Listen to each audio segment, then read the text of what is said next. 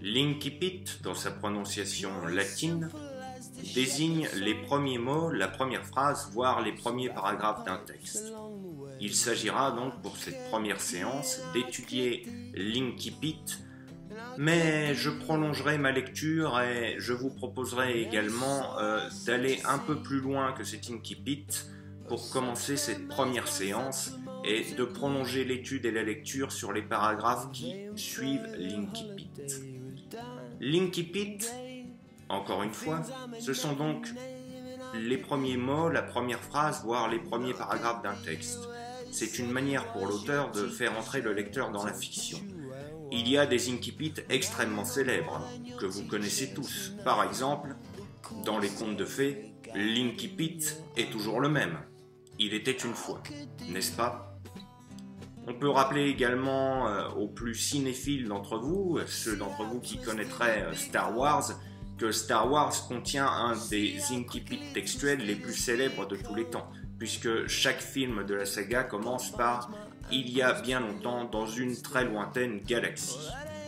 Voilà donc ce qu'est un incipit, ainsi que les paragraphes qui suivent. Tâchons de le lire puis de l'étudier ensemble. Chapitre 1er 1801. Je viens de rentrer après une visite à mon propriétaire, l'unique voisin dont j'ai à m'inquiéter. En vérité, ce pays-ci est merveilleux. Je ne crois pas que j'eusse pu trouver dans toute l'Angleterre un endroit plus complètement à l'écart de l'agitation mondaine. Un vrai paradis pour un misanthrope. Et M. Heathcliff et moi sommes si bien faits pour nous partager ce désert. Quel homme admirable!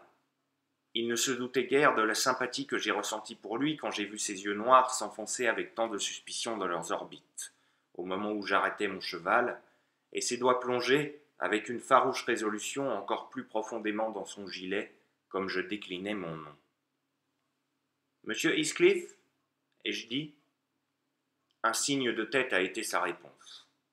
« Monsieur Lockwood, votre nouveau locataire, monsieur. Je me suis donné l'honneur de vous rendre visite aussitôt que possible après mon arrivée, pour vous exprimer l'espoir de ne pas vous avoir gêné par mon insistance à vouloir occuper Thrushcross Grange. J'ai entendu dire hier que vous aviez quelque idée. « Thrushcross Grange m'appartient, monsieur, a-t-il interrompu en regimbant. Je ne me laisse gêner par personne quand j'ai le moyen de m'y opposer. Entrez. Cette entrée était prononcée les dents serrées et exprimait le sentiment « Allez au diable !». La barrière même sur laquelle il s'appuyait ne décelait aucun mouvement qui s'accordât avec les paroles. Je crois que cette circonstance m'a déterminé à accepter l'invitation. Je m'intéressais à un homme dont la réserve semblait encore plus exagérée que la mienne. Quand il a vu le poitrail de mon cheval pousser tranquillement la barrière, il a sorti la main de sa poche pour enlever la chaîne et m'a précédé de mauvaise grâce sur la chaussée. Comme nous entrions dans la cour, il a crié « Joseph, prenez le cheval de M. Lockwood et montez du vin. » Voilà toute la gente domestique, je suppose. Telle était la réflexion que me suggérait cet ordre composite. Il n'est pas surprenant que l'herbe croisse entre les dalles, et les bestiaux sont sans doute seuls à tailler les haies. Joseph est un homme d'un certain âge, ou pour mieux dire, âgé, très âgé peut-être, bien que robuste et vigoureux. « Le Seigneur nous assiste !» marmottait-il en aparté d'un ton de mécontentement bourru, pendant qu'il me débarrassait de mon cheval. Il me dévisageait en même temps d'un air si rébarbatif que j'ai charitablement conjecturé qu'il devait avoir besoin de l'assistance divine pour digérer son dîner et que sa pieuse exclamation ne se rapportait pas à mon arrivée inopinée. Wuthering High, les hauts de Hurlevent.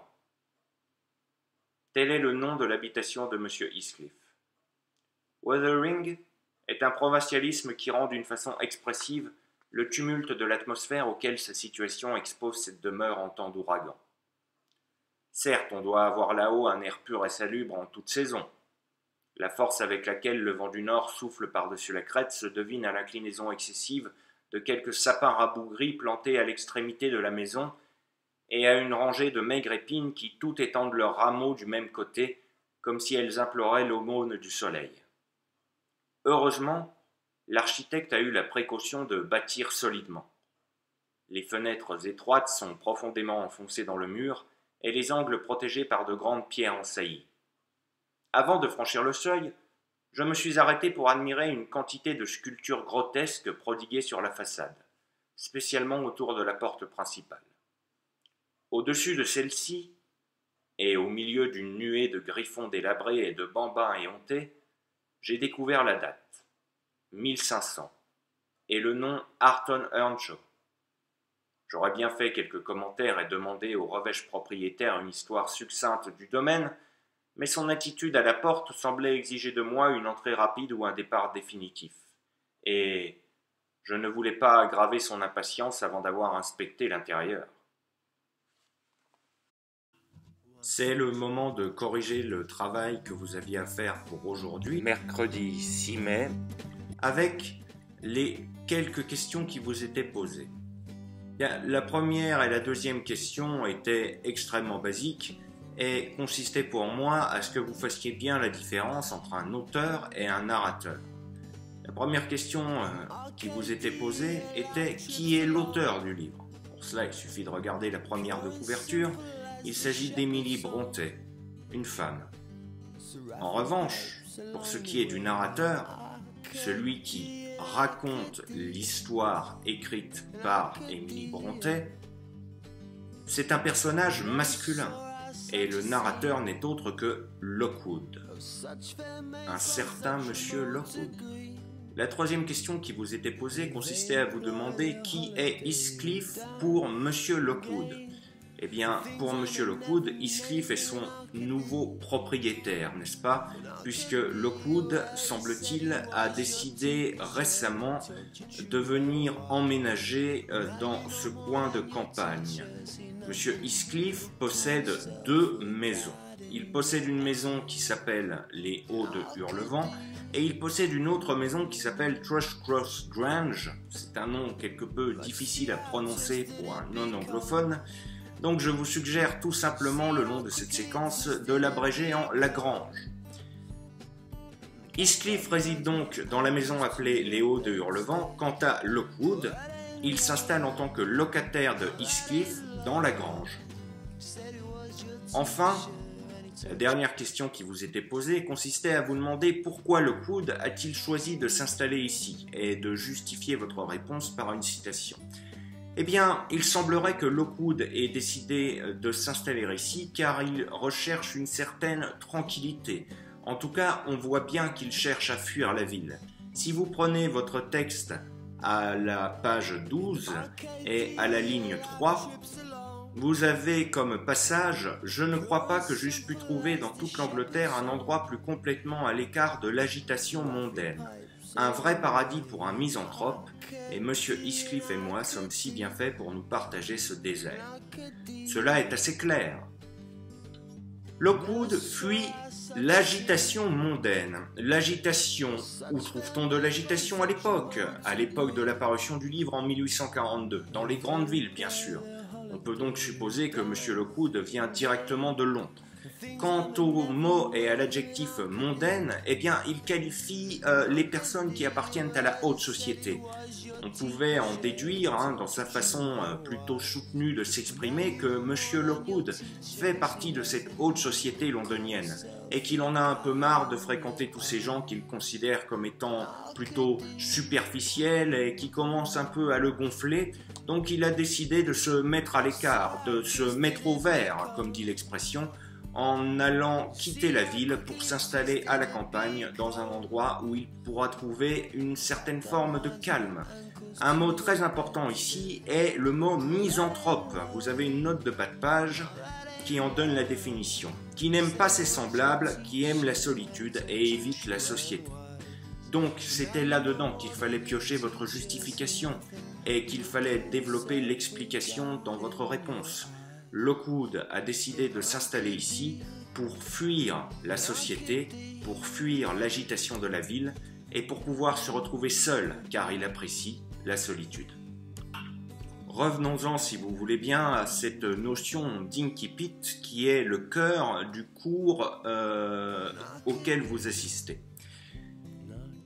Et interrogeons-nous plus précisément sur les fonctions de l'incipit, ce à quoi il sert.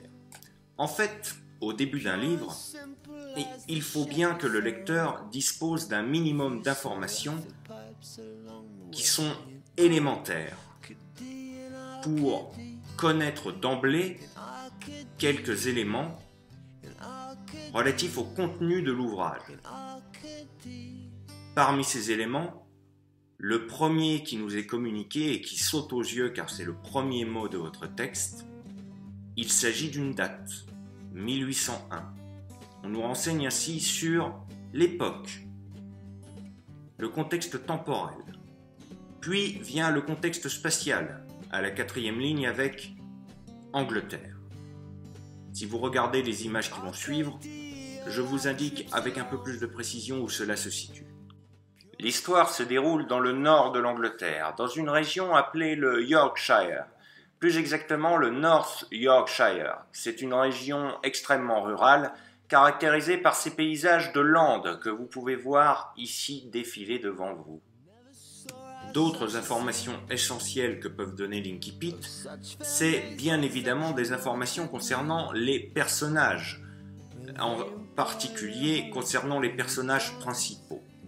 On sait d'emblée que Lockwood et Heathcliff seront probablement les protagonistes principaux de cette histoire, puisque Lockwood est le narrateur interne du récit et qu'on nous présente dès le début du texte ce monsieur Heathcliff. On peut donc en déduire que ces deux personnages seront au premier plan. Quant au troisième personnage dont il est question au début du texte, ce fameux Joseph, on voit très bien qu'il s'agit tout de suite d'un personnage qui reste plutôt en arrière-plan.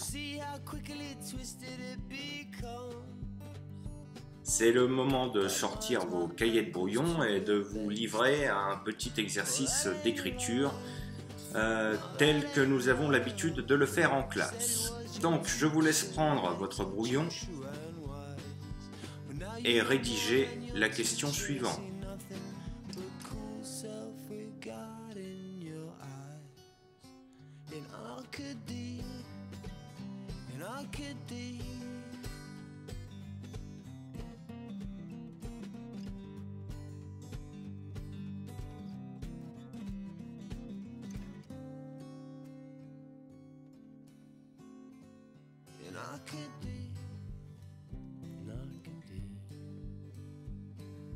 Arcadia, life trips along,